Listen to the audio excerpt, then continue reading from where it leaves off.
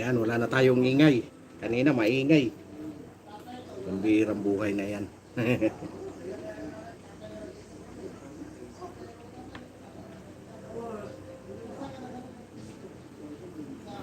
Ayan, magandang gabi po sa inyong lahat. Mapagpalang araw, mapagpalang gabi.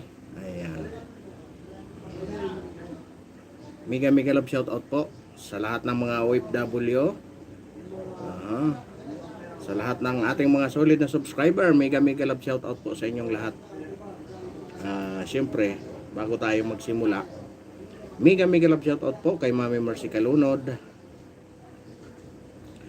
kay Ma'am Rosalina, mega love shout out, kay Ma'am Analisa, mega love shout out, kay Paul Donisa Official, mega love shout out,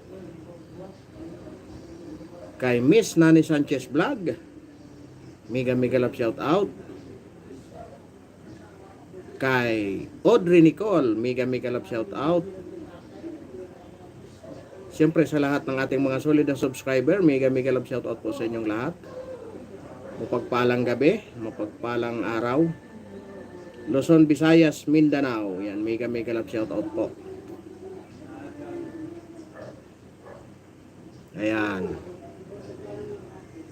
Ngayon dito po tayo sa panibagong atake ng mga kalaban, ano, hindi nila ito inaasahan. Kasi ang inaasahan nila alyansa, kumbaga saan yung live ko nga kanina, inasahan nila na magiging kakampi, kaya nga kasama nila doon sa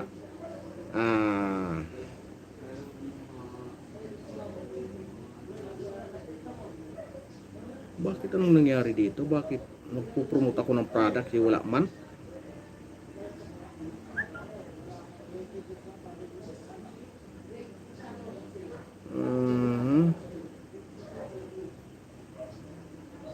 Wala man akong pinopromote na products.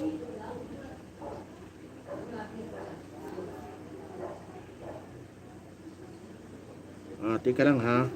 Alisin ko lang muna itong promotion na ito. Kasi wala man akong pinopromote eh. Bakit nagkaroon ako ng promotion?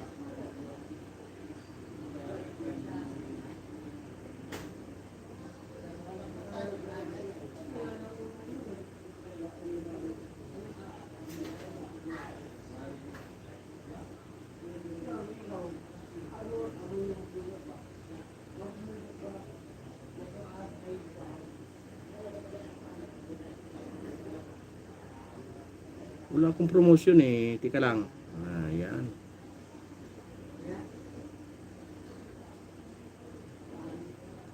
Burahin ko muna.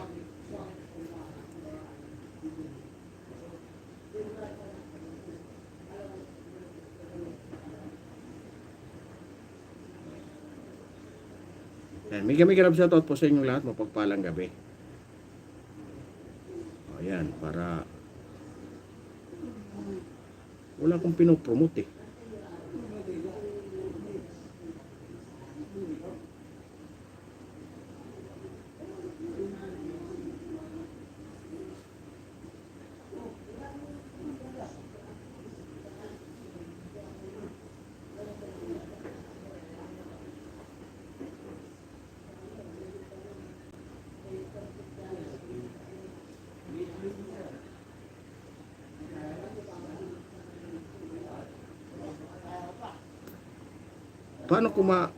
Paano kaya na mabura itong ano na ito, promotion na ito?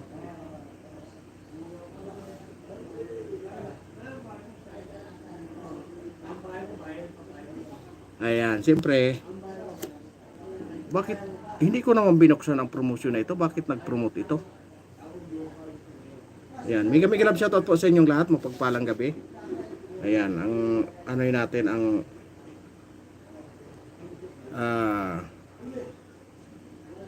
itong si Camille Villar, kung matatandaan nyo, pag-endorso ni BP Inday Sara dito kay Camille Villar, naging hamon sa kanila gawa ng Hindi nila inasahan na magiging ano ito, no? Magiging ah aw lalayasan yung alyansa. Kaya ang nangyari ngayon ay binabanatan nila si Camille Villar kasama na nila doon sa ano kay BP Inday Sara. Kasama na doon sa paninira kung saan itong si Jay Kong Hon magpapail daw siya ng ano kaso dito sa negosyo ng mga bilyar kung saan itong prime mover doon sa Subic ay puro na daw palpak. Di umano ha, palpak di umano. Yun ang ano ni Jay Kong Hon. Kaya magpapail siya ng kaso para imbestigahan daw ng Kongreso. Ngayon, ang tanong dito, pandemic pa raw pala. Ngayon na nagkaroon ng justification. Pandemic pa pala. Bakit ngayon lang kung kailan tumalon na sa kanilang iniwanan na siya ng tumalon na sa barko. Itong si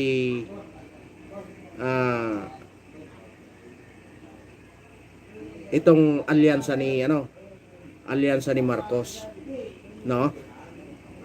Kaya nga ang nangyari, magpapail daw siya ng investigasyon para imbestigahan itong prime mover. Kita niyo yan kung gaano ka bingador itong mga na ito, no? Pag alam nilang kalaban na, damay-damay na ang nangyari. Damay-damay na. Idinamay na rin yung idinamay na yung pamilya ni Camille Villar. No? Kasama na sa kanilang paninira. Kung saan itong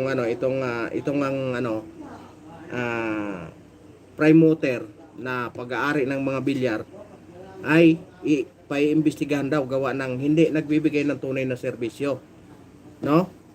Kaya ang tanong ng lahat, bakit ngayon lang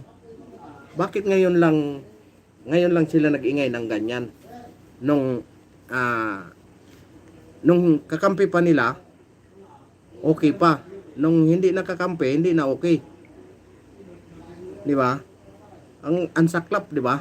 Pag ikaw ay alam na kalaban, naku po, humanda ka na dahil mananagot ka sa kanila. Hahanapin lang natin yung no?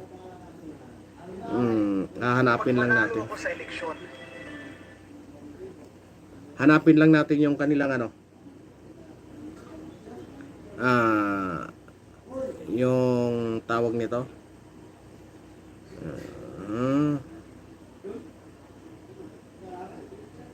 Saan ba yun?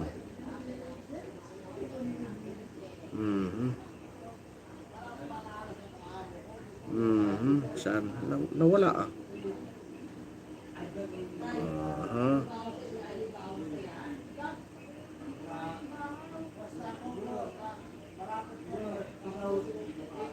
Ayun.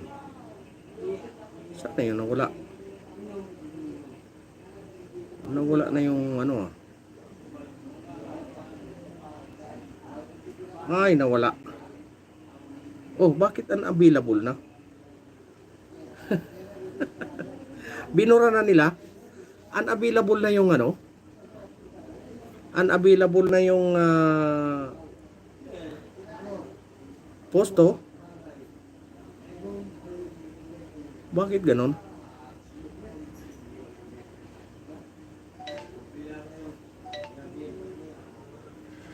Ito ngang diyan natin makikita na talagang desperado na ang administrasyon na ito. Sa lahat ng gustong kumalaban sa kanila, babanggain talaga. No? Samantalang, siyempre, ang habol niya rin manalo, saan pa siya lulugar? Di ba? Kung hindi doon siya sa doon siya sa may winning winning chance. Di ba? Kaya nga hindi natin maintindihan itong mga na ito, itong administrasyon na ito. Bakit Bakit gano'n na lang sila kadesperado? Wala ba kayong ano? Wala ba kayong tawag nito? Wala ba kayong tiwala sa inyong pangangampanya? Bakit gano'n na lang kay kadesperado na gusto niyo sirain yung pagkatao? Di ba? Gano'n na ba kayo kaano? Gano'n na ba kayo kadesperado? Sa bagay, talagang kahit naman sino talaga, pag gano'n na ang sistema ng labanan, nakita na eh. Nakita na ang tawag nito. Nakikita na magkakaroon ng malaking pagbabago pagdating ng May 13 gawa ng kung makikita nyo, yung birthday lang ng dating Pangulong Duterte, doon sila nawindang. Na akala nila dahil nga tuloy-tuloy ang kanilang paninira, natapos na. No? Tapos na yung kanilang tapos na yung panahon ng mga Duterte. Inakita nila na ganun na pala ka ganun pa pala kapopular itong matanda na ito. Di ba? Oh, yun ang nangyari. Kaya nga nawindang sila doon. Oh. Ngayon, ang mga analyst pumapabor na lahat. Pumapabor na lahat sa naging strategy ng mga Duterte. Kaya nga malaki ang marami ang nagsasabi na kahit sa yung mga malalaking analyst katulad ni political analyst katulad ni Lito Banayo. Yan mga sanayan sa mga sanayan sa pagdating sa political analyst. No? Mga sanayan. Nakita pa rin yung ng Duterte magic. Kaya nga sinasabi nila na wala nang tawag nito. Nag-back out na yung mga umi-endorso sa alyansa. Kaya sabi nila nawala na ng kumbaga wala nang gaanong sorte yung alyansa nitong administrasyon na ito. No? Wala nang sorte pero sinasabi dito sa Uplan Huros mayroong nakalaan talaga na 8 billion para doon sa talagang demolition job para masira ang mga Duterte. Pati itong mga alay niya. Kaya tingnan mo ito, pinapalagay na nila na si Camille Villar political ally na nila. Kaya ang nangyari, nagfile na ng magpapile na itong si G. Kong Hon ng resolution doon sa Kongreso para lang imbestigahan itong sinasabi nilang hindi pagbigay ng tunay na serbisyo ng prime water diyan sa kanilang lugar diyan sa Subic. Alam niyo, wala naman sanang problema 'yon. Pag sinabi kasing serbisyo, ibig sabihin para sa mamamayan 'yon. Ang problema kasi ang tiempo, ang timing. 'Di ba? Ang timing. Pandemic pa pala 'yan, ilang taon na. 'Di ba? Nakatatlong taon na kayo. Bakit ngayon nyo lang kung kailan na tumalon na? Hindi nyo matanggap na hindi nyo matanggap na palubog na talaga ang barko ng administrasyon na ito. Kita nyo yan, nagkanya-kanya na yung inyong mga senador. Di ba? Kaya hindi tayo magtaka dyan na 1 week before election wala na talagang magde-declare na. Baka yung iba magko-concede na. Di ba? Kasi nga nawala na sila doon sa focus na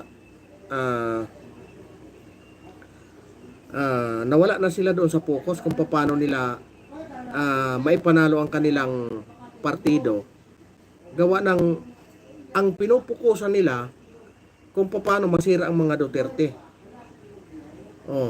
Di ba? Kaya nga ang mga sponsor nila sa kanilang campaign wala ang sponsor nila nagtalo na, nagsilayas na. Kasi nga, alam nila na wala na silang mapapala eh. Kasi nga nakita pa nila kung gaano kalakas ang mga Duterte, kung gaano pa kalakas, kung gaano pa kabango sa tao. Oh. Iyon ang kanilang pagkakamali na kinanti nila nang wala sa panahon. 'Di ba? Parang ang nangyari kasi yung mangga banano, kahit hindi pa hinog, pinitas mo na, ayan tuloy. Ang kinalabasan maasim. Hindi matanggap na sikmura. Kaya ang nangyari, yan, sinusuka. Sinusuka na tuloy kayo ng mga ano nyo mismo. Mga kaalyado nyo mismo, iniiwan na kayo.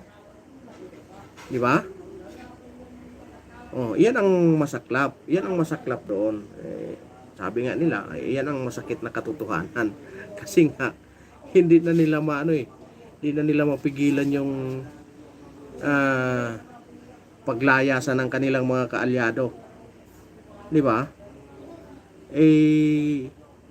Ayan tuloy. Oh, nandahil nga sa kagustuhan yung mawala ang mga Duterte. Ayan. Di ba? Oh. Ang nangyari tuloy, sa halip na lumakas sila, lalong humina.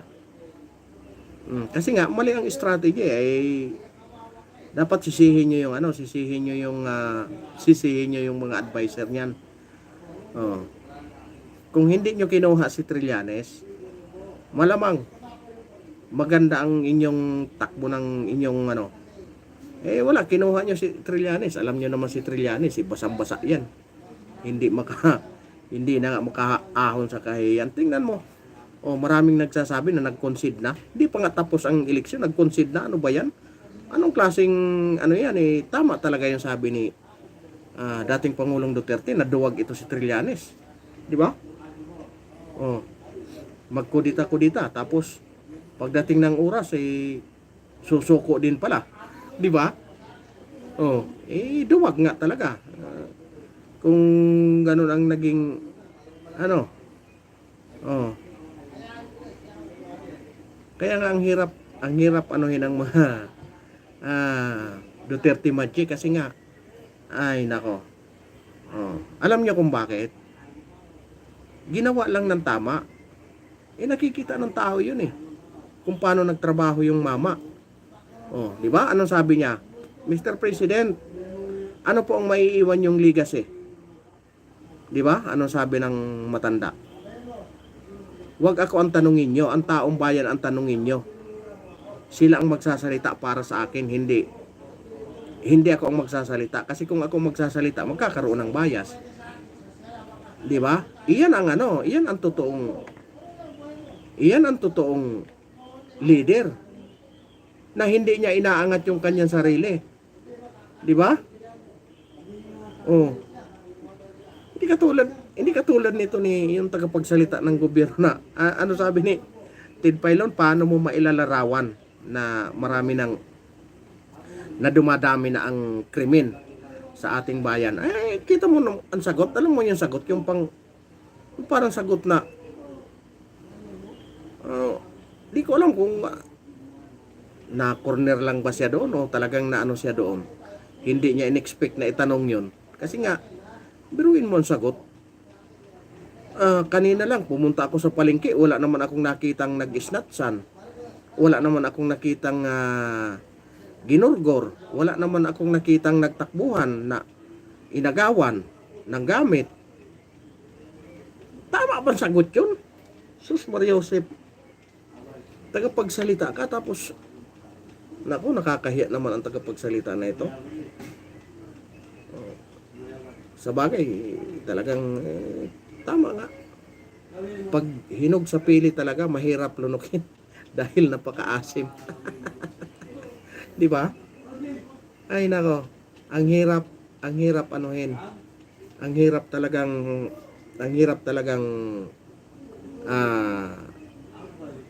mapunta ka doon sa lugar na hindi mo naman talaga lugar. Kasi maano hindi mo napag-aralan yun Hindi kabisado. Kumbaga, pumunta ka doon sa gubat na napakaraming ahas, hindi mo alam kung saan ka aapak. Kaya nga, ang nangyari, nagkanda, ligaw-ligaw ka. Di ba? Ang ibig sabihin nun, dahil hindi mo kabisado, hindi mo naintindihan yung sinasabi mo. Di ba? Oh. Paano mo maididepensa ng maayos yung amo mo kung ang pananalita mo, hinahanapan mo yung tao ng Jesus Maria Josep. Kasi ang gustong palabasin doon ni PCO, ni Auntie Claire, ang gusto niyang palabasin is isolated cases lang. Nako naman, isolated cases. Mayroon nang nagurgor, nagbayad na, nagreklamo na yung Chinese community. Wala pa bang yon? Isolated cases pa ba yon? Kasi ang pinalalabas nila, yung mga pugo. Sus Maria Josep, justify na lang nila yung kanilang kahinaan pagdating sa pagsugpo ng krimen sa ating bayan. No? Gusto na lang nilang depensahan yung kahinaan nila. Kaya wala naman tayong magawa diyan kung 'yan ang nila, tayo naman tagapagmasid lang. O bakit mapipilit ba natin sila kung ayaw nilang magtrabaho? Wala man tayong magawa doon. Pero ngayon, mayroon daw closed door meeting yung mga gobernador ng Cebu. Kasi nga, ang target nila is doon nila gagawin yung 20 ang kilo ng bigas at saka yung mga tupad, AX. Yun ang target nila. Kasi nga, ang Cebu ay napakalaking yan ang mga Duterte. Kaya ang gagawin nila, bubusugin nila. Ang sunod niyan is Davao, Mindanao area. Nag-uumpisa lang yan sa Cebu. Siyempre ang sunod yan. Kasi nga ang target nila durugin nilang mga Duterte. Iyan lang ang diyan. Iyon lang ang gusto nilang iparating diyan. Pero napakalaking tulong yan. Alam niyo kung bakit? Pira din naman natin yan. Pira natin yan. Sa kanilang pira yan. Ang gusto lang yan mangyari, dahil tayo, mga mahirap lang tayo, ang kailangan natin pira lang. Pag sinungal-ngalan tayo ng pira, susunod na tayo sa kanila. Parang ang gusto nilang mangyari, tayo mga timawa tayo. Mga aso tayo ba? Mga aso na sunod-sunuran. Na pag sinubuan ka ng buto, hahabulin at hahabulin mo para makuha mo lang yung buto. Ganon ang gusto nilang gawin diyan. Pero may paraan naman yan. Dahil atin naman talaga yan, pira natin yan, pinaghirapan natin, kunin natin. Pero tandaan natin, pag tayo binigyan yan, hindi natin obligasyon yan na ibuto sila. Hindi natin obligasyon na susundin natin sila. Tayo pa rin ang masusunod, konsensya natin. Dahil atin yan, bakit mo tatanggihan? Kaysa naman nakawin nila. Di ba? Di kunin nyo na lang pag ibigay sa inyo. Pero wag nyo silang susundin. Isa iyan sa paraan na ginagawa tayong mga aso-aso ng mga yan. Susunod lang tayo sa kanila dahil may pira sila. Ganon ang nangyayari. Dahil gusto nga nila maging sunod-sunuran tayo kasi sila may pira, tayo wala. 'Di ba? Anong gusto nilang mangyari? Tayo, sunod-sunuran tayo kasi may pira sila, tayo wala. 'Di ba? Ngayon, ito naman si J. Kung Hon, target na nila ang mga bilyar. Ngayon, yung tinira naman ng tagapagsalita ng ating Pangulo, ang tinira naman yung nanay. Yung nanay naman ang tinira. Oh, na yung mga magsasaka daw, alam naman natin na yung talagang ano ni Cynthia Villar. Ngayon, di sinagot siya. Ah, ay nga, nako, tayong mga ano, mahirap, mahirap na pong paikutin yung mga Pilipino ngayon dahil namulat na sila. Alam niyo kung bakit namulat sila? Nang dahil sa mga Duterte. Kasi ang mga Duterte, ginawa nila kung ano ang tama. Oh. Kaya para suportahan kayo, gawin niyo kung ano ang tama. Alam niyo kung bakit? Nagkasablay-sablay kayo? Doon pa lang sa pagpalibing sa matandang Marcos, iyon pa lang, palatandaan na iyon na ang Duterte ay sumusunod sa batas. Di ba? Kasi nga pinabayaan nga, mag-rally kayo nandyan ng mag-rally. Basta ako susundin ko kasi yan ang nakalagay sa batas. Di ba? Doon pa lang, hindi nyo maintindihan na yung matanda, ginagawa niya ang trabaho niya na tama. Oh. Bakit hindi nyo ginawa ang tama? Hindi nyo ginawa yung pangako nyo. Anong pangako nyo unang-una? Yung tuloy-tuloy. Hindi nyo pipigilin yung mga naiwang project ng nakarang administrasyon. Ano pa? 20 pesos ang kilo ng bigas. Asaan? Di ba? Lahat ng mga project, hindi nyo pinunduhan?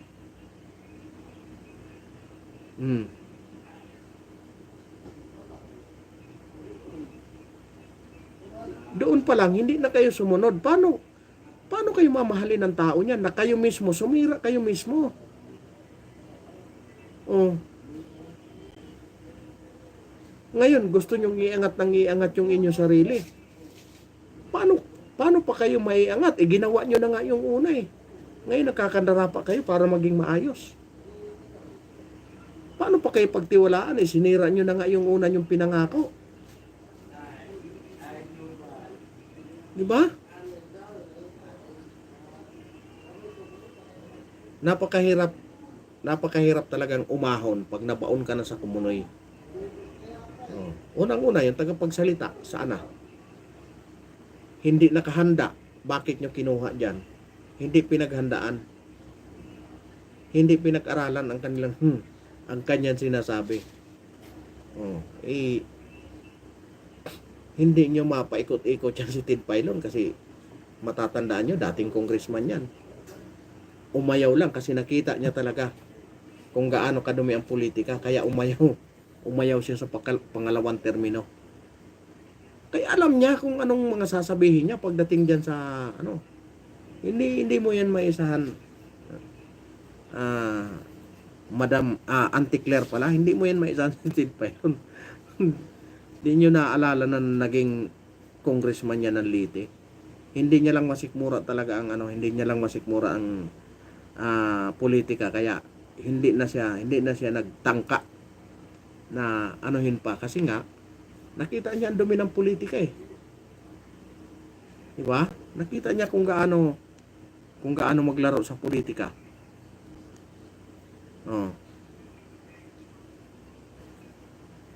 Kaya sayang itong si Auntie Claire na akala siguro kaya niyang pabanguhin yung Marcos administration. Doon pa lang eh, hindi ba siya nahiya doon na pinagtawanan siya ng isang angkorman? Pero hindi mo masasabing angkorman si Ted Filon kasi dating naging congressman dati yan eh. Kaya alam niya kung paano pasukin yung ano. Alam niya kung paano pasukin yung alam niya paano pasukin yung inyong matatamis na dila.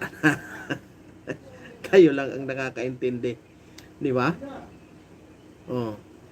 Siyempre, pagdating niya sa mga bagay, ay nako, hindi pwedeng hindi mo makuha yung mga tanong. Yan talaga ang ano. Yan nga, mahirap talagang lunukin pag ang gamot napakapait na. Di ba? Oh. Kaya ngayon, yung alyansa, parang wala nang balita. May nababalitaan pa ba kayo na ano?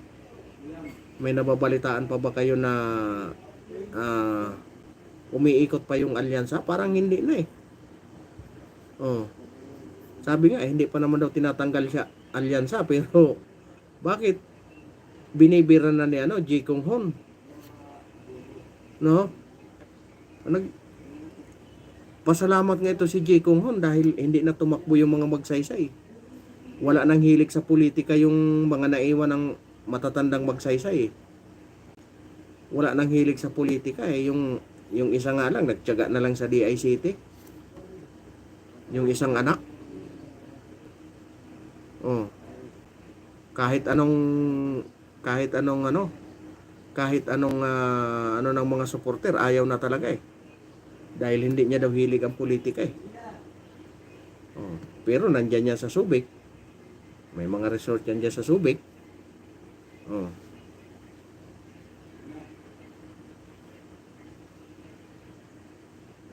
Kaya napasalamat itong si Ji Kung Hon dapat. Kung nilabanan ito ay wala. Nga. Alam niya kung gaano kalakas ang mga magsaysay diyan pagdating sa Subic. Pero siyempre wala na tayong magawa dahil nakaupo na yan. Siya na ang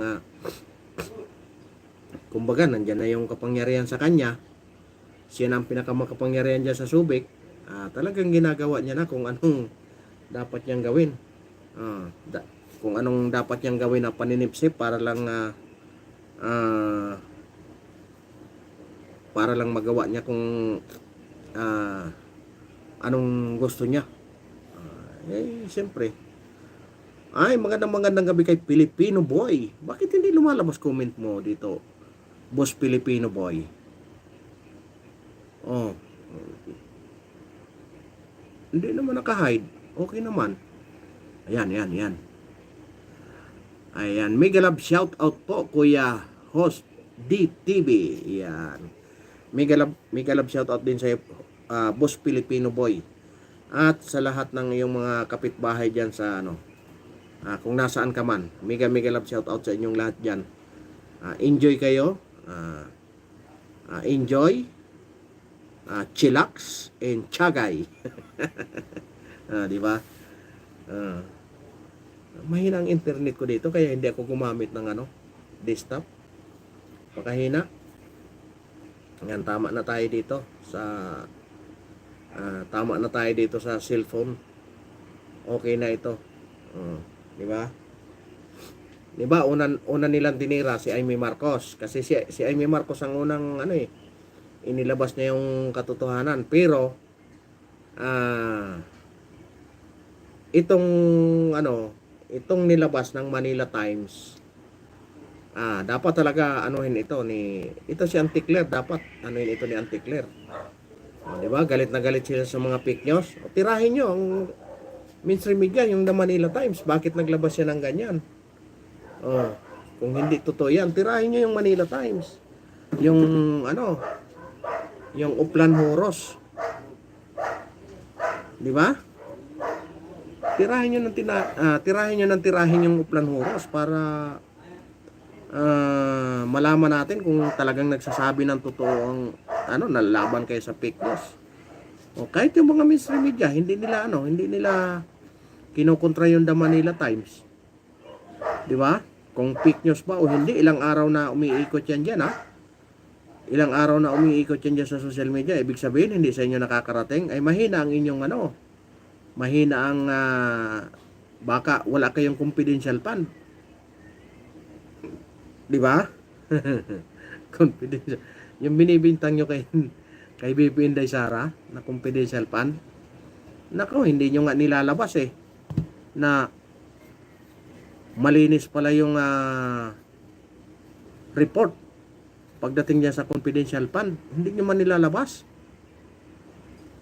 Malinis pala sa kuwa. Bakit ang nilalabas nyo puro lang kasiraan? Ibig sabihin yung kuwa sinungaling? Naku naman, Huwag naman, kawawa naman yung nagtatrabaho ng maayos. Di ba? Huwag nyo naman gawin sinungaling yung kuwa. Hmm. Kaya nga marami talagang magkakaroon ng disgusto sa inyo. Kasi nga, hindi kayo nagsasabi ng totoo. Pinagtatakpan nyo yung mga kasinungalingan ng mga kasamahan nyo mismo. Di ba? Hindi na hindi na maibabalik yan. Dahil nailabas na eh. Nailabas na nila, hindi na yun. Hindi nyo na mabawi pa yun. Pag nilabas na, wala na. Hirap nang bawiin yun. Kaya nga, sa mga dyan, sa mga sumusuporta dyan, kahit yung mga diehard, tingnan yung maigi kung paano ba maipanalo. Di ba? Mga diehard kayo. Dapat mag-isip kayo kung paano nyo ipanalo yung yung inyong mga sinusuportahan. Hindi yung makamura lang kayo, okay na. Sa bagay, kung kumikita naman talaga kayo, dahil sa nyo dyan, wala na tayong magawa. Kung kumikita kayo sa pagkontra nyo sa Duterte, wala naman kaming magawa. Ganon din naman kami, kumikita kami dahil sumasahod kami sa sa YouTube. Hindi kami sinasahuran ng mga Duterte. Ang nagsasahod sa amin yung YouTube. Kaya kumikita kami. Hindi yung sinasahuran kami. Baka alam nyo naman ang mga lalong-lalo na ito lalong-lalo na ito yung yung si Mang Abe. Ayan, Urban Tribe. Mega love shout out. Ayan, mega love shout out kay Urban Tribe. Ayan, sino ba ito si Urban Tribe? Parang kilala ko ito. Ayan, mega love shout out sa inyong lahat. Mapagpalang gabi po. Kaya nga itong administrasyon na ito, hindi nila makaya. Wala na, hindi na nila kayang iangat ang kanilang alyansa. Wala na eh. Lumayas na nga yung dalawa eh. Nabaliktad na ang pangyayari. Yung Duterte, nadagdagan na ng dalawa. Duterte 12 na. Duterte na nga eh. Duterte kasi pati ba naman si iyan lang ang inayawan ko kay Robin eh, hindi marunong tumanggi. Biruin mo in-endorse pa si Tol. Pambihira. Ilalaglag na nga ng administrasyon eh, kasi ang ipapasok si Bam at saka si si Bam at saka si Kiko eh. Ilalaglag na nga si Tol eh, inangat mo pa. Tinaas mo pa ang paa. Ang paa. Patiwarik yun. Dapat pinabayaan na nila. Iyan ang unang-unang bumalimbing eh. Si Tolentino. Ewan ko bakit naisipan pa nilang i-endorse yan. Hirap naman ang ganyang kalagayan. Dapat ganyan pinabayaan na nila. 'Di ba? Unang-unang bumalimbing yan eh. Samantalang nung kay Pinoy, talo yan. Nung iniwan si Pinoy, lumipat sa Duterte. Saan? Nanalo siya. Nanalo si Duterte, di ba? Nanalo siya sa linyahan ni Duterte. Ngayon na akala niya siguro wala nang magic ang Duterte. Iniwan naman niya yung Duterte. Ngayon, binodol niya naman si Robin para itaas siya. Pambihirang buhay na yan ba? Bakit ka natawa, Urban Tribe? Tawa ito si Urban Tribe.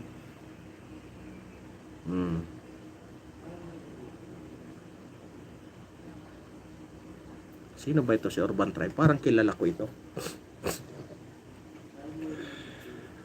Wala siyang salawal ah.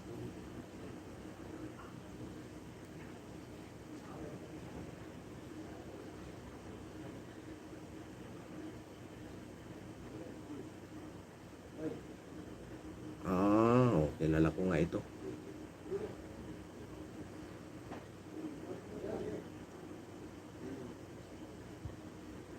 Di ba? Kaya nga sa pagdating sa mga politika, pag mahina yung inyong diyan, nako, huwag kayong patay-patay kasi huwag kayong kukurap. Kita nyo yan, no? Sa bagay, isa lang yun sa Sa tingin ko naman, si Ruben naman, hindi niya naman dinideclare. Sa commercial lang naman na inangat ni Ruben, hindi niya naman sinasabing tinatanggap na ng PDP si Tolentino. No? Kumbaga bilang magkaibigan, naintindihan ko naman. Alam niyo kung bakit? Maganda yon. Maganda yon. Isa lang ang ibig sabihin yan. Wala na talaga yung wala nang alyansa. Oh. May isa pang si Manny Pacquiao daw gumagawa na ng daan para may endorse ng PDP. Kita mo? Number 1 talaga na balimbing yan. Oh, pero original na PDP yan ha. Si Manny Pacquiao. Nagkadimandahan pa nga sila diyan kasi humiwalay si Humiwalay si Manny Pacquiao diyan sa sa PDP. Ang naiwan ito si Oh, 'di ba? Maraming mga binitbit yan si pinahamak si Pacquiao diyan sa PDP kasi humiwalay sila. Anong nangyari? Ngayon nagpupumilit, napapasok ulit sa PDP. Di ibig sabihin, apat nang lumaya sa PDP. Pag nagkataon. Oh, si Aimee, si Camel, si Tolentino, si Pacquiao. Aba, apat na, di 8 na lang sila. Nako. Wala na, hindi na Duterte, Duporte na. Oh, di ba? Dati hirap na hirap sila sa Nung umpisahan, hirap na hirap sila. Ngayon nagkakandarapan ng lumipat sa kanila. Iyan ang kinaganda. Pag mayroon kang sekreto. Ano ang sekreto? Magic sarap. Di ba? Di ba? Oh, ganon din dito sa lokal. Nakikita nila, sinasalubong ng tao. Oh, sinasalubong. Ay talagang maganda yung plataforma eh.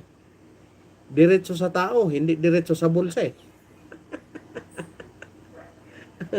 Alam niyo ang ginawa? Nako, yung mga tupad, hinanap na yung tupad. Oh, special mention pa. Oh, yung mga binigyan ko ng tupad, nasaan na kayo? Bakit parang hindi ko kayo nakikita dito? O diwaw sa'yo? Diba? Hinanap niya talaga. Hinanap niya ng personal. Special announcement pa. Oh. Yung mga binigyan ko doon sa may bandang dulo, bakit hindi ko nakikita ngayon dito? Anak ng baka talaga. Oh. Binigyan niya daw ng tupad. Kanino ba yung pira doon sa tupad? Kanya ba? Hindi man kanya yun.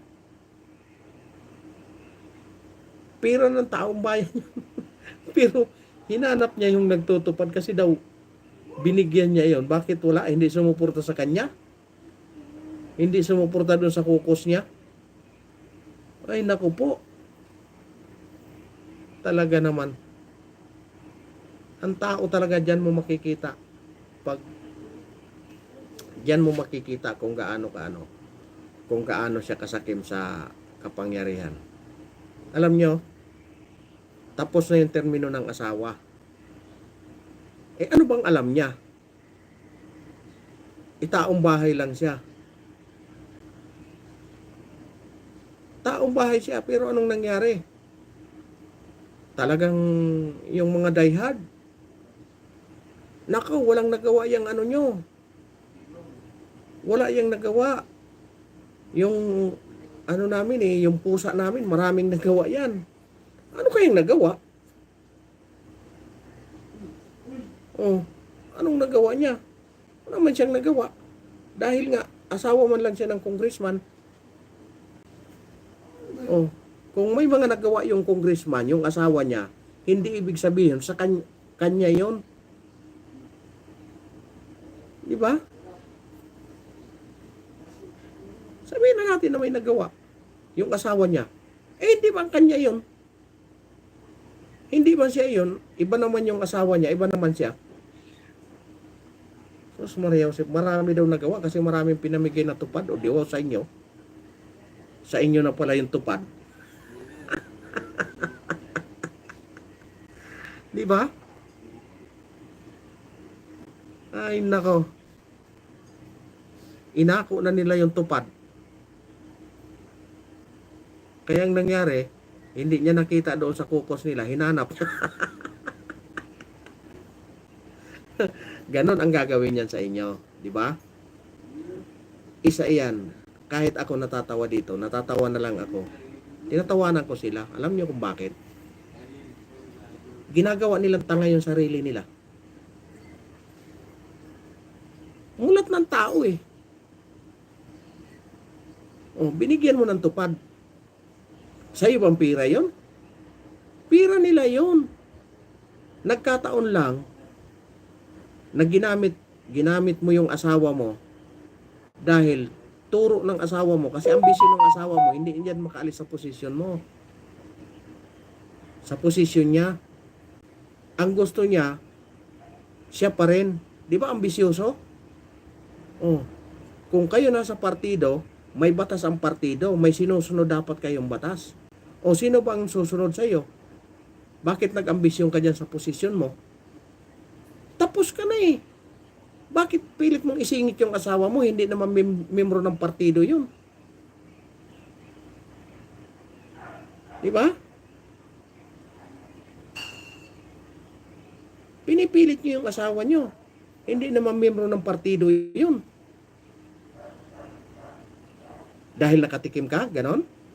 Nakatikim ka ng kapangyarihan? Kaya ayaw mo nang umalis? Marunong kang tumupad, marunong kang rumispeto sa nakakataas sa'yo.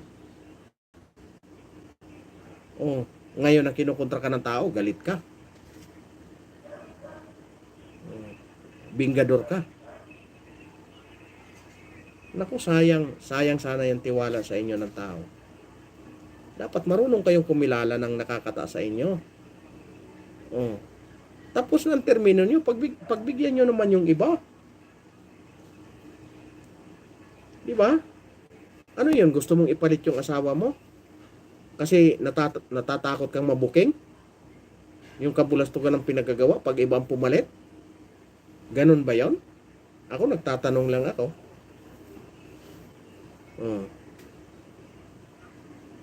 Nagtatanong lang ako. Pero kung ay, sa bagay si Ka Eric at saka si Doc Lorin nagtanong lang, nakulong. Kung iyan ang iyan ang magiging paraan para lang sumagot ka. O magpakulong ako. Basta sagutin mo. Sagutin mo yung tanong. Kasi ako bilang mamamayan, bilang taxpayer, 12%. Oh. Noong 22 lang anong 21 30% binawa sa akin. Diba? Laki-laki ng binabawa sa akin na tax Tapos magtanong lang ako, bawal? Ay, kung gusto nyo, kayo na lang. Magtayo kayo ng gobyerno na walang tao kung anong pamunuan nyo. Diba? Hindi nyo na nga sinusunod yung saligang batas na ang dapat yung paglingkuran ang tao. Oh, parang ang nangyayari ngayon, pinaglilingkuran nyo na yung sarili nyo.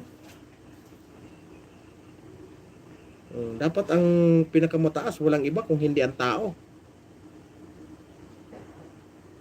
Di ba? Dahil ang tao ang nagpapasweldo sa inyo eh. Ang tao ang bumubuhay sa taong gobyerno. Pero bakit ang nangyayari nakakalimutan nyo na yung tao? Na iyon dapat ang pinaglilingkuran nyo, ang tao. Diba? Marunong kayong sumunod sa batas sa nakakataas sa inyo. Mayroong nakakataas sa inyo eh. May protocol kayo dyan na sinusunod. Mayroong kayong batas na sinusunod. Bakit nyo sinusuway?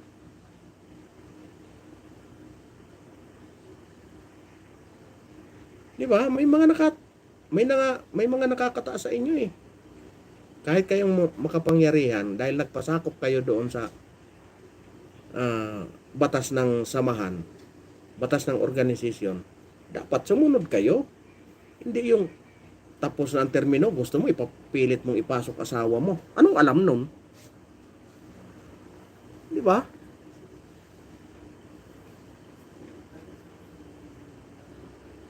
Minsan kasi matuto tayong sumunod sa nakakataas sa atin. Para hindi nagkakandalo-loko ang bayan. Mga ambisyoso kasi kayo eh. Sobra kayong ambisyoso kasi ang habol nyo kapangyarihan na hindi naman dapat.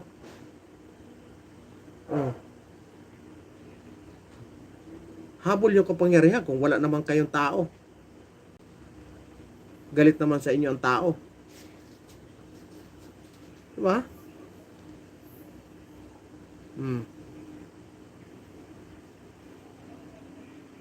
Gusto nyo ilabas pa natin yung mga kabulastugan? Wala pa kasi akong mga solid na ebidensya. Pero kung sa project, pwede tayo dyan. May mga pang-test naman kayo ng tawag nito, may mga pang-testing naman kayo pagdating sa mga simento, di ba? Dito yung mga project sa amin, pinanghulugan lang ng mga bato, yung mga butas pinantapalan lang. Matibay ba 'yon? Kaya nga siyempre lahat naman tayo binibigyan na natin ng benefit of the doubt. Wala namang yan. Pero kung sakali may mag-imbestiga bukas dito, ituturo ko kung gaano ka substandard ang gawa dito. Nagkabaranggayan na dyan yung mga tao kasi hindi pinapasahod ng kontraktor. Yung kontraktor hindi nakasingil kasi wala ng pera, ubos na. Sana punta yung pera, hindi na ubos yung project. Hindi natapos yung project, wala ng pera. Di ba? Anong nang nangyari? Ba't naubos yung pera ng hindi natapos yung project? Di ba? Pag nag-propose ka ng isang project, kailangan yung prinopose mo na project, dapat yung budget na hiningi mo, sakto doon. Meron kayong mga may mga arkitek kayo dyan, may mga engineer. Bakit hindi matatapos ang isang project na hiningian mo ng budget na sakto naman ang binigay? Bakit hindi natapos ang project? Anong nangyari?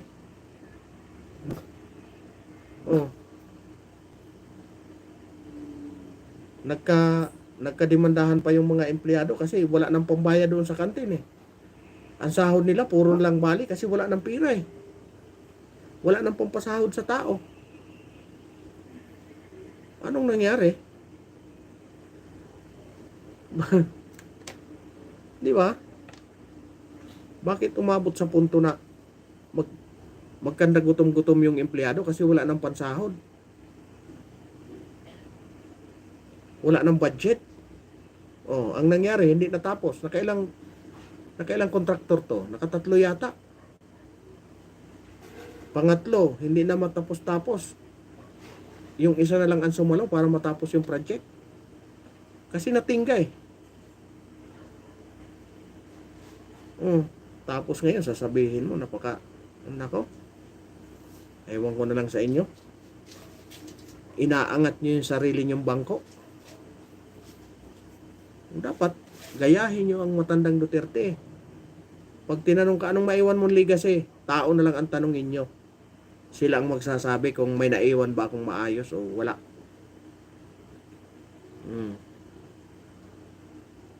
Di ba? Hindi yung pagsisigawan pa yung kanyang ewan ko lang sa inyo.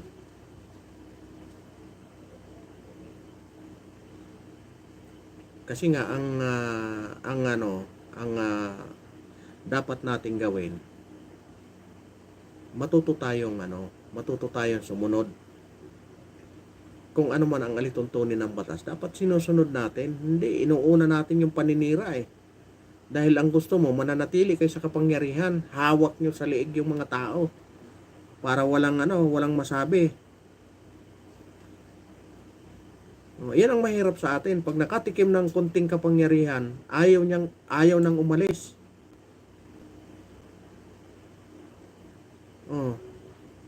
Pagkatapos ng termino, ipapalit yung asawa, ipapalit yung anak. Pambihirang buhay na yan. Sipin mo, nung kalam-alam nung asawa, alalay lang naman yun nung Hindi niya naman pinag-aralan yung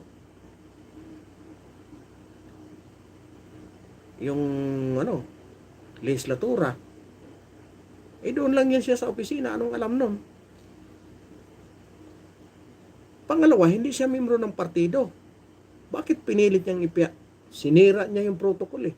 Sinira niya yung batas ng partido. Nako. Ang hirap talaga pag marami pa sana tayong kaso lang anong oras na, alas 10 na mega alas 11 na. Sayang yung mga panahon na dapat hindi na dapat dapat tao ang magsabi kung maayos kang leader, kung maayos kang pinuno. Tao ang magsasabi, hindi sarili mo ang mag-aangat sa Ayan, mag-iisang oras na tuloy tayo. Wala na tayong nagawa. Di ba? Dito, ganun din. Tingnan mo, kaalyado, biningga nila. Kasi nga, itong isang tao na ito, pinagpipilitan yung asawa niya na ipapalit doon sa iiwanan niyang posisyon. Kaya ang nangyari, yung partido nagkandalo-kuloko. Kaya yung partido naman, ang ginawa, inawa yung dating kapartido. Kasi nga, nasira doon sa ambisyon ng isa eh. Ganon ang nangyari kay Camille Villar. Si Camille Villar, ang bango-bango sa kanila kasi kaalyansa kaalyado eh. Siyempre, kaalyado, di ba? Ngayon, nung ininderso ni BP Sara,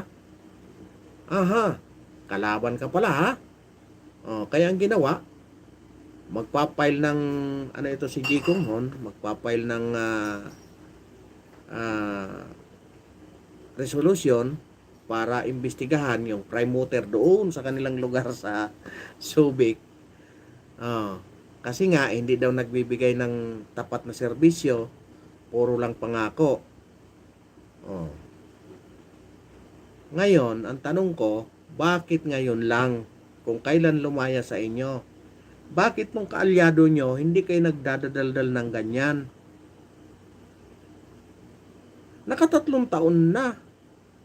Bakit hindi kayo nag-file ng resolution para lang maimbestigahan yan kung talagang totoong para sa bayan ang trabaho nyo?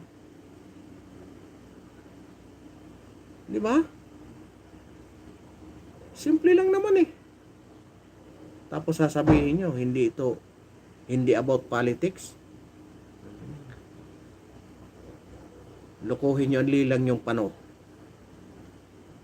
Diba? Lukuhin nyo ang lilang yung panort. Diba? Ah, hindi nyo maluloko ang tao. Oh. Kasi nga, iniwan na kayo. Tumalo na sa barko kasi palubog na. Oh, apat na ang ano ha? Apat na ang uninagan. Oh, apat nang uninagan na lalayas na sa alyansa. Yung tatlo, kumpirmado na kasi itinaas na ng ano eh. Yung isa itinaas na ni Robin. May commercial na sila. Yung dalawa, si Camille at saka si Aimee. Oh, pero hindi ko sinasabi ha, na iboto nyo yun. Ang pambato natin ay 10. Straight dapat. Di ba? Straight tayo sa 10. Duterte.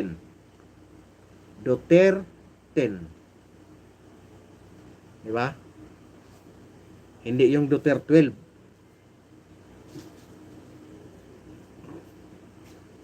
Dapat Duterte 10 para malinaw sa atin. Pero kaysa naman masingitan tayo, kayo nang bahala. Kayo nang bahala dyan. Hindi, may 10 tayo. Para hindi tayo masingitan, i-ano na natin yung dalawa. Alam niyo kung bakit? Ang bubuuin ni BP Inday Sara dyan. Kasi nga, ang impeachment ay larong politika yan. Kahit anong ilatag mong ebidensya, kahit gaano kasulid yan na tama yan, ginawa mong tama, kahit gaano kasulid yan, ang pagbabasihan pa rin dyan ay politika. Pagdating ng 2028, tandaan nyo, kalaban nyo yan na matindi si BP Inday Sara, kayong may mga pangarap dyan. Kaya, huwag nyong sabihin na hindi politika ang inyong desisyon. Politika pa rin yan. Kasi nga, political ano kayo. Ano man ang desisyon nyo, nakadesisyon yan sa ano nyo, pansarili nyong interest yan. Kasi nga, mga politiko kayo eh. Kung doon kayo sa hukuman, doon kayo sa Korte Suprema, maniniwala pa ako. Paniniwalaan ko kayo dyan. Pero kung dyan kayo sa Senado, maniwala kayo sa akin. Iyan ay larong politika. Kaya nga, ang tanging magagawa talaga dyan, kumuha ng maraming kaibigan na po pwedeng pagdating ng panahon, ipagtatanggol ka rin. Ganon dapat. Kaya yung mga pumupuna dyan, kay BP Inday Sara, na huwag iboto, iyon ang strategy niya. Iyon ang nakikita ko ha. Baka mayroon pa siyang mas malalim, pero nakikita ko strategy niya yan. Bumubuo siya ng alliance para pagdating ng impeachment, alam naman natin na politika yan, magiging solid siya. Hindi siya matinag. Ganon dapat. Kasi nga, ito si Camille Villar, medyo ano pa ito, medyo kung lumusot man yan, bagito pa ito. Kumbaga, wala pa sa isip niya yung pagiging presidente. Kasi ang ano nito, presidente na, ang target nito eh. Pagkatapos ng 2025, pagkatapos ng May 12, ang sunod yan, target niyan, 2028 na. Makikita nyo, yung paninira ngayon kay BP Inday Sara, malusutan niya man yan, ang impeachment na yan. Mas matindi pa yan sa susunod. Mas harsh pa yan. Tandaan nyo yan, kasi yan, number 1 na contender. Alam na yan. Wala nang ibang pupuntahan yan. Bumaba siya or tumaas. Pag tumaas siya, presidente na eh. Kasi vice siya eh. Pag bumaba siya, senador, congressman, or mayor. Diba? Iyon na lang, wala nang ibang choice. Pag humakbang siya pataas, presidente. Pag umatras siya pababa, pag hindi mayor, congressman. Diba? Hakbang siya pataas, saan siya pupunta? Presidente. Sino ba ang mga ano dyan? Maraming naghahangad dyan, mga senador. Kaya ang impeachment, larong politikal yan. Tandaan nyo, si Camille Villar is, kumbaga sa ano, kumbaga sa prutas, hilaw pa yan. Kumbaga, hindi pa banta yan kay VP Inday Sara. Si Amy Marcos, dahil magkaibigan sila, maaaring hindi niya babanggain si Inday Sara. Pero hindi pa rin tayo nakasiguro dyan. Kasi ang kapatid niya is presidente. Maaaring siyang i-endorse ng kapatid niya. Pero at least, mananaig doon yung pagkakaibigan ng dalawa. Maliban lang kung ang ugali ni Amy Marcos, gayahin yung ugali ng kapatid niya na walang utang na loob, di ba? Sabi nga nila, mambudol na kung mambudol. Ang importante, gumagawa ng alliance si Vice President Sara Duterte. Iyan ang pinakamaliwanag diyan. Sino ang may mga ambisyon diyan sa pagkasenador? Sino bang mga matatagal na diyan? Si Tito Soto. Alam natin, nag-ambisyon niya ng pagka-Vice President. Di ba? Kasi tumakbo siya eh. Sino pa? Si Ping Lacson. Ambisyoso din niya sa pagka-presidente. Nakailang presidente na nga yan eh. Di ba? Sino pa? Pwedeng tumakbo, pwedeng si Jinggoy, pwedeng si JB Ejercito. Lahat yan, mga pataas na yan eh. Hindi na pababa yan. Di ba? Kasi tumakbo man si Jinggoy, tumakbo man si JB Ejercito, matalo sila, senador pa rin. Kasi mayroon pa silang 3 years eh. Ang importante, matanggal nila si VP Inday Sara para sila doon, maganda ang laban nila. Di ba? Yan ang laro ng politika. Kaya nga, napakahirap anuhin ang politika. Kasi nga, pag hindi mo maintindihan kung anong pinagagawa, wala, malilito ka. Tingnan mo, ano sabi kay Amy Marcos. Nagpapabudol na naman si VP Inday Sara. Hindi yan ang nakikita niya. Ngayon pa lang, pwede niyang magamit yan. Pero sa susunod, alam niya na magiging kalaban niya yan. Pwede niyang yun. Pwede niyang sabihin na magkalaban na yan kasi tapos na. Ang importante, nalusutan niya itong impeachment na ito. Mayroon pang 1 taon para makapag-file uli. Mapapaghahanda na yan ng gusto kasi 1 taon. Pero ang doon, talagang matinding paninira na yan. Pagdating ng pagkatapos nitong May 12 eleksyon, mga November, December, makikita nyo yan. Makikita nyo na yung mga dyan, yung mga magpapasikat yan na senador. Yung mga magpapasikat yan, iyan na yan, nagpapakilala na yan. Kasi ang gusto niyan, na pagka-presidente. Diba? Sasakyan na lahat kung anong mga isyo. Yung mga isyo na mabibigat para grandstanding nga eh. Diba? Parang si Gordon nun, diba? Parang si Gordon. Pag magsalita, wala nang makasingit kasi siya na lang lahat. Wala na yung mga kasama. Alam mo, nagsitulog na yung mga kasama kasi nga wala, siya na lang nagsasalita. Grandstanding nga eh. Tapos gumawa pa ng batas na yung plaka sa motor na napakalaki. Ayun, ang nangyari. Pinulot sa kangkungan yung karir niya. Asa na ngayon? Wala na. Tapos na ang karir niya. Yun lang. Maka-1 oras na tuloy tayo. Yan. Maraming salamat sa inyong lahat. Maraming salamat sa walang sawa niyong suporta. Ayan, kay Mami Mercy Calunod, kay Ma'am Rosalina, kay Ma'am Analisa, kay Miss Nancy Sanchez Vlog, kay Paul Donisa Official, kay Ma'am Analisa, kay G. Changwo, kay Kagawad Antonihan. Mega love shoutout po. At sa lahat ng ating mga solid na subscriber, mega love shoutout po. Abangan niyo po ito katapusan. Mamimigay tayo ng ganito na t-shirt. Kulay puti lahat. Ayan. Maraming salamat po sa inyong lahat. Mapagpalang gabi po. At God bless us all.